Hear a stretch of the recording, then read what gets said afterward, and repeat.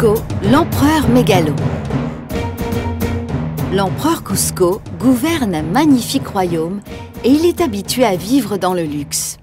À peine a-t-il claqué des doigts que tous ses serviteurs accourent pour l'assister et s'incliner devant lui. Il dispose de toute une cohorte de cuisiniers et de domestiques. Il a également une conseillère, Yzma.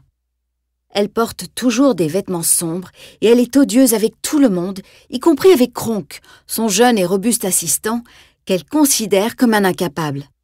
Il est vrai que lorsqu'il veut attraper une mouche, il finit par se frapper lui-même. Depuis quelque temps, Yzma reçoit les villageois dans le palais et règne sur l'empire dans le dos de Cusco.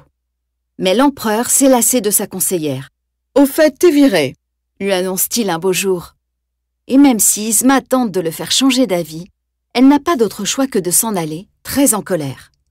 Peu après, l'empereur reçoit Pacha en audience. Il s'agit d'un paysan qui vit dans les montagnes.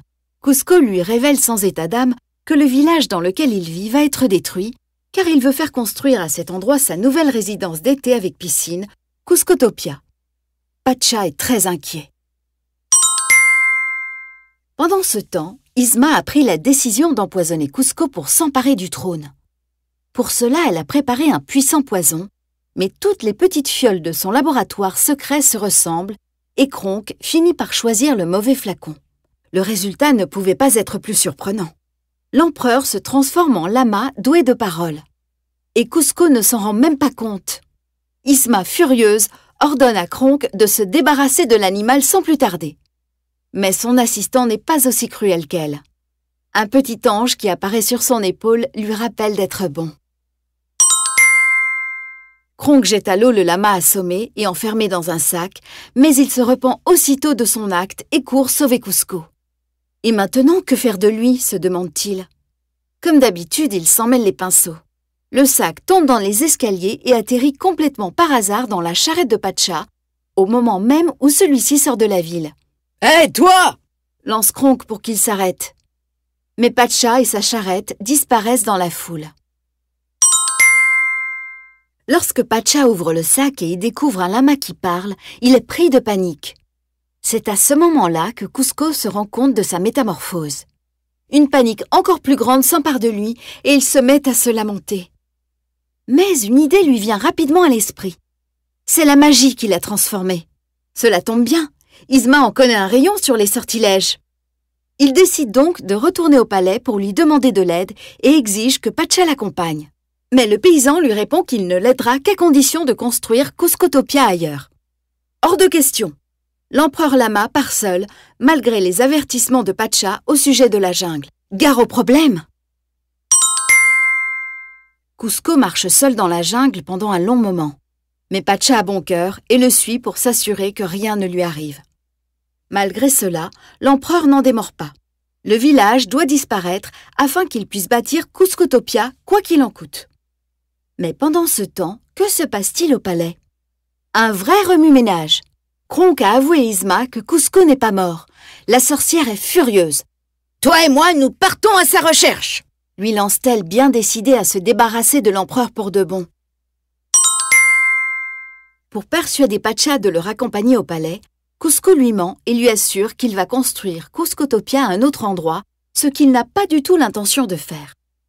Mais lorsque Cusco et Pacha tombent d'un pont suspendu et manquent de finir dans l'estomac de crocodile, ils changent d'avis. Dos à dos, ils parviennent à remonter le long de la falaise. C'est même Cusco qui empêche finalement Pacha de tomber dans le vide. « Je le savais », lui dit-il. « Quoi ?»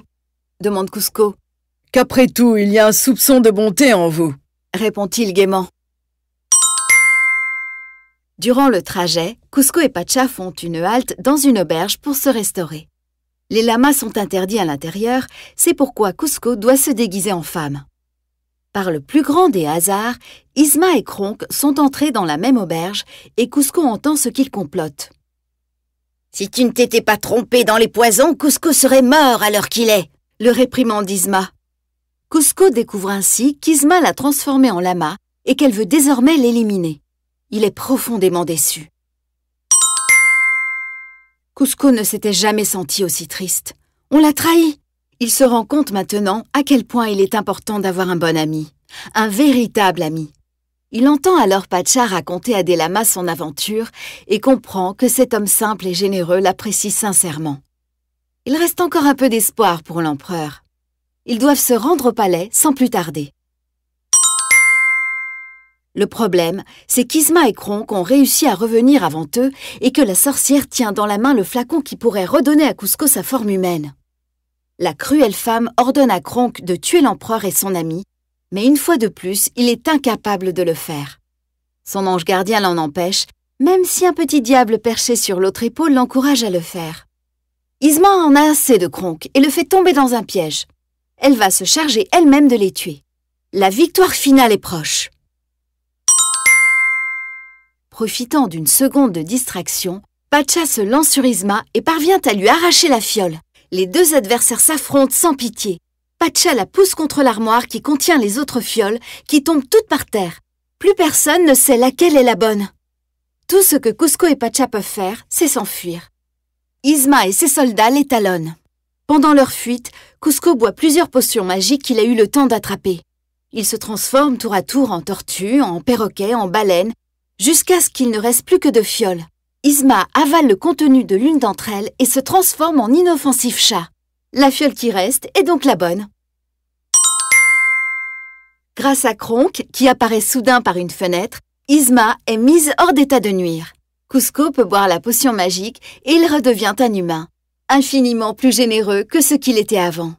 Il pardonne à Kronk et a de très bonnes nouvelles pour Pacha. Le village restera là où il est, tout comme la maison de Pacha sur la colline.